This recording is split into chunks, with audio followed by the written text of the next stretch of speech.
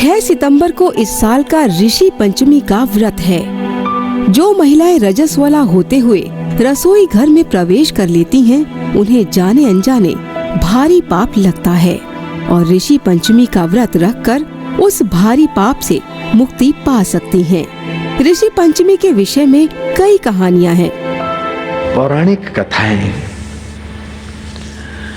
इस ऋषि पंचमी के विषय में भिन्न भिन्न युग की कथाएं शास्त्रों में मिलती हैं। सतयुग की एक कथा है, विदर्भ देश के प्रसेनजीत राजा अपनी जयश्री नाम की पत्नी के साथ जीता था। जयश्री को सत्संग और राजा को सत्संग और सत्शास्त्रों का सहारा नहीं था। जयश्री रजस्वला होने पर भी रसोई घर में जाती, रसोई बनाती, पति को खिलाती और उसका पति भी रजस्वला जयश्री से परहेज नहीं करता था। रजस्वला स्त्री के साथ बैठने उठने से पुरुष की मति का जो सूक्ष्म विकास होना चाहिए वो स्थगित हो जाता है। समय पाकर प्रसेनजीत की मृत्यु हुई। बुद्धि मोटी होने के कारण वो बैल बना और स्त्री ने रजस्वला दिनों में भी रसोई घर में रसोई बनाई और अपने पुत्र और परिवार को खिलाई। उस दोष के प्रभाव से उसको कुतिया का शरीर मिला, ऐसी कथा आती। रजस्वला होने पर भी रसोई घर में रही और अपने अशुद्ध हाथों से भोजन कराने का पाप उसको भुगतने के लिए कुत्ती का शरीर मिला। फिर क्या हुआ महाराज कि देव योग से वो अपने पुत्र के यहाँ ही आकर रहे थे और पुत्र पशुओं की भाषा जानता था। देव योग से वो पूर्व जीवन उनका जान लिया। अब इस माता पिता के पूर्व जीवन के दोष को निवृत्त करने के लिए शास्त्रकार और संतों की शरण ली और संतों ने बताया कि ऋषि पंचमी का विधिवत व्रत करने से उनका ये दोष निवृत्त होगा और सद्गति हो जाएगी। दूसरी भी कथा आती है और युगों की कि उत्तंक नाम के ब्राह्मण थे, उनको एक पुत्र था और दूसरी पुत्री थी। ब्राह्मण बड़े विद्वान थे और पिता का संग करने से पुत्र भी वेद शास्त्रों में पारंगत हुआ। पुत्री की शादी हो गई, लेकिन थोड़े दिनों में पुत्री विधवा होकर घर चले आए।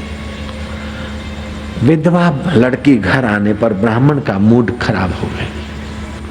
जीवन की नश्वरता जानकर उस ब्राह्मण देव उत्तंग नाम के ब्राह्मण को गंगा किनारे निवास करने की रुचि हुई। सपरिवार वो गंगा किनारे अपने परिवार सहित रहता और ब्रह्मचारियों को वेदों का अध्ययन कराता। उत्तंग ब्राह्मण उस कन्या को कोई रोग हुआ और शरीर में कीड़े पड़े। विधवा कन्या वैसे ही दुखी थी और रुग्ण हुई और कीड़े पड़े।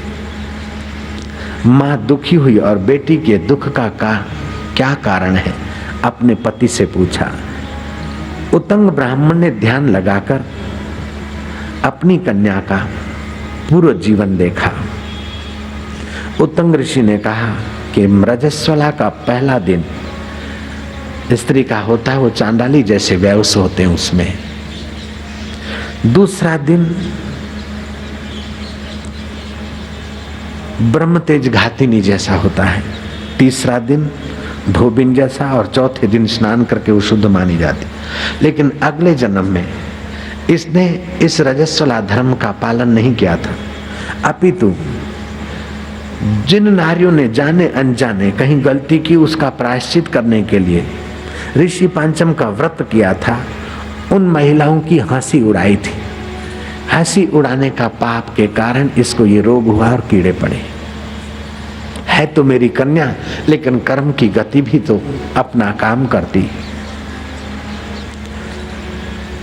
अब एक ही उपाय है कि ऋषि पंचम का व्रत किया जाए। प्रभात काल उठे और स्नान आदि करे तो महिलाओं का ओज तेज बढ़ेगा और जाने अनजाने जो गलतियां हो गई हो वो क्षम्य हो जाएगी। और आने वाले वर्ष में कुटुंब के और व्यक्ति रसोई बनाकर रजस्वला दिनों में परिवार को खिलाएं। ऐसा थोड़ी व्यवस्था करें तो परिवार के व्यक्तियों की बुद्धि तेजस्वी रहेगी।